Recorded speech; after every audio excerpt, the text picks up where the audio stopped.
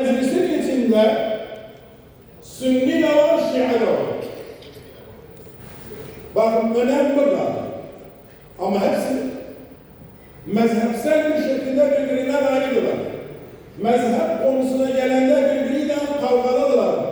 Mezhep meselesi olduğundan her iki taraf birbirinin kafasını kesilir. Ama Kerkük'ün toprağı olduktan sonra hepsi Sünnisi, Şiası bir oldu. Yeter ki o mülkiyet, o arazi Irak parlamentosundan kararını Türkmenlerin bir de tekrar dönmesi kararını aldılar. Bu nasıl bir sorun? Nasıl bir sorun devam ediyor? Biz de kime dayanalım? Kimimiz var? Kimiyle güçlüyüz?